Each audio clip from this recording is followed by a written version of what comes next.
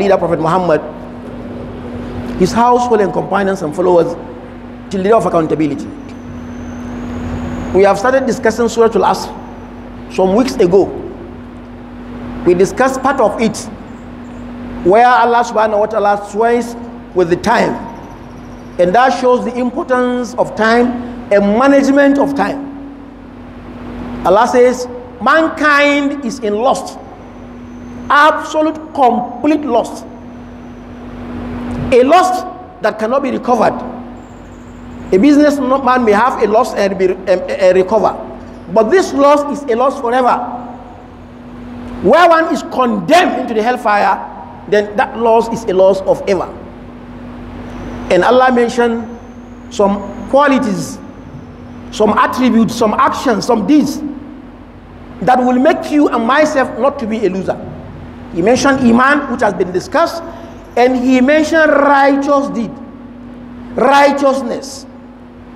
In fact, it's just a claim. When you are a Muslim and you refuse to do righteousness, and you think you have everything, you are joking. You are not serious. Any good Muslim must have a sound, solid Iman alongside with righteousness. That's why all the verses we quoted, and so many verses in the Quran, Allah mentioned Iman and righteousness. So you must be faking yourself. When you claim to be a Muslim, and you are not righteous in your deed, that is a fake Iman. That is an Iman of hypocrisy. And that has existed even during the time of Rasulullah Sallallahu Alaihi Wasallam. Some individual with him in the mosque, but they have fake Iman. So never fake yourself. You must be righteous in every second. Every second of unrighteousness is a sign of weakness of Iman. And any second of righteousness is an increase in Iman. And the righteous deeds are numerous. Allah mentioned some in the Quran, very categorical, and some in the Sunnah, like the Salat we are performing, like the Zakat, like the Hajj, like the Umrah, obedient to parents, honoring your neighbor, honoring your guests, having mercy on those who are weak, taking care of the orphans, those who are sick, those who have no voice, standing for them. All these are forms of righteousness.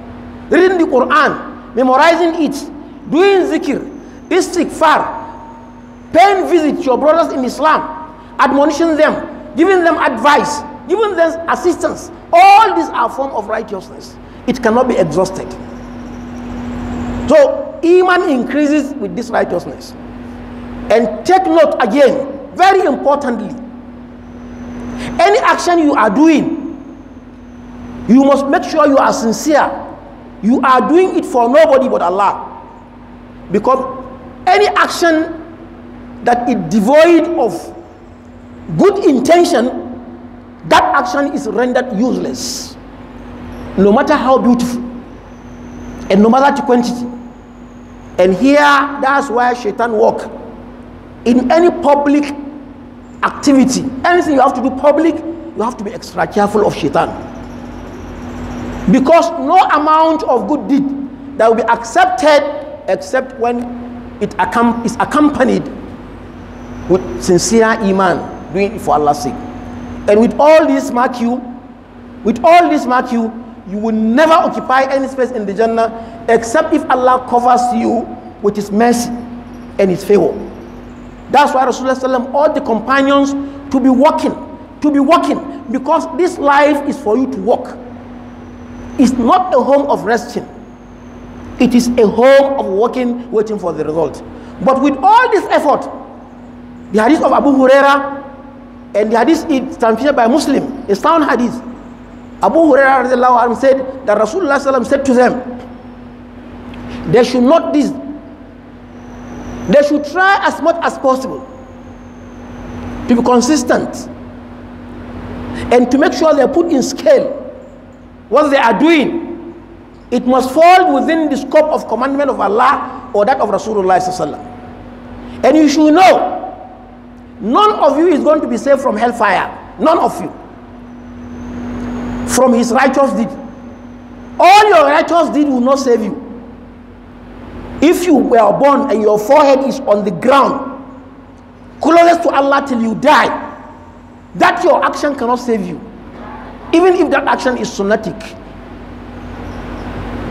Which means another fear for those who are even doing the work.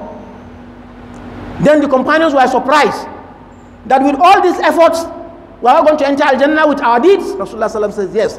They said, what of you, Ya Rasulullah? He said, even myself, I will not occupy any space in the Jannah except with Allah's mercy and his favor. And this hadith called for you to be more righteous and to be more humble.